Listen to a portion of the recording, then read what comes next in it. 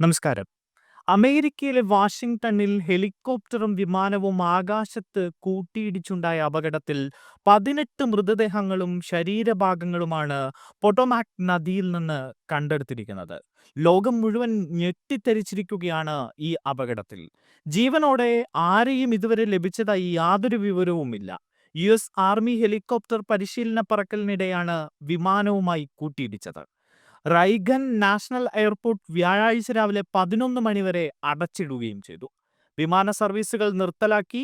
Potomac നദിയിൽ ഹെലികോപ്റ്ററിനെ തലകീഴായി കിടക്കുന്ന നിലയിലും യാത്രാവിമാനം തകർന്നു വേർപെട്ട നിലയിലും കണ്ടെത്തി എന്നാണ് അവിടെ നിന്നും പുറത്തുവരുന്ന വിവരം. അപകടത്തിൽപ്പെട്ട വിമാനത്തിൽ യു.എസ്. ഫിഗർ സ്കേറ്റിംഗിന്റെ അത്ലറ്റുകളും കോച്ചുകളും ഉണ്ടായിരുന്നതായി റിപ്പോർട്ടുകൾ പുറത്തുവരുന്നുണ്ട്. അതിശൈത്യവും ഇരുട്ടും രക്ഷാപ്രവർത്തനത്തിന് വലിയ വെല്ലുവിളിയാണ് ഉയർത്തുന്നത്. 300 വിദഗ്ധർ രക്ഷാപ്രവർത്തനത്തിൽ പങ്കെടുക്കുന്നുണ്ട്. പോട്ടോമാക് നദിയുടെ പലയിടങ്ങളും മരവിച്ച നിലയിലാണ് എന്നാണ് വിവരം. 60 യാത്രക്കാരും 4 ജീവനക്കാരും ഉണ്ടായിരുന്ന വിമാനത്തിലെ ആരെയും ഇതുവരെ ജീവനോടെ കണ്ടെത്താൻ സാധിച്ചിട്ടില്ല. കാൻസാസിൽ നിന്ന് വാഷിംഗ്ടൺ DC-യിലേക്ക് വന്ന അമേരിക്കൻ എയർലൈൻസിന്റെ CRJ-700 യാത്രാ വിമാനം റൈഗൻ നാഷണൽ എയർപോർട്ടിൽ ഇറങ്ങാൻ നിമിഷങ്ങൾ മാത്രം ശേഷിക്കെയാണ് ആകാശത്ത് വെച്ച് ഈ ദുരന്തം സംഭവിച്ചത്.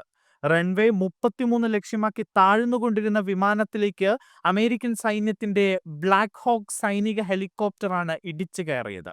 ആകാശത്തൊരു തീഗോളമായി വിമാനവും ഹെലികോപ്റ്ററും കത്തിയെരിയുന്ന ദൃശ്യം പുറത്തു വന്നിട്ടുണ്ട്.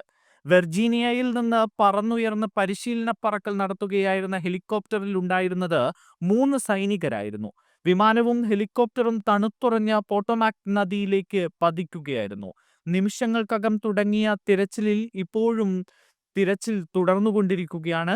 അത്യാധുനിക ഉപകരണങ്ങളുടെ സഹായത്തോടെയാണ് 24 അടി ആഴമുള്ള നദിയിൽ തിരയുന്നത്. ഇരുട്ടും കൊടും തണുപ്പും ആദ്യ മണിക്കൂറുകളിൽ രക്ഷാപ്രവർത്തനത്തിന് തടസ്സമായി. നടുക്കുന്ന അപകടമാണ് ഉണ്ടായത് എന്നാണ് പ്രസിഡന്റ് ട്രംപ് പ്രതികരിച്ചത്.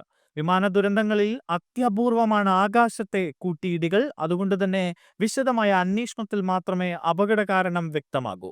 ഹെലികോപ്റ്ററിൽ നിന്നും വിമാനത്തിൽ നിന്നും അപകടത്തിന് തൊട്ടു മുൻപ് എയർ ട്രാഫിക് കൺട്രോളുമായി നടത്തിയ സംഭാഷണങ്ങളുടെ ഓഡിയോ പുറത്തു വന്നിട്ടുണ്ട്.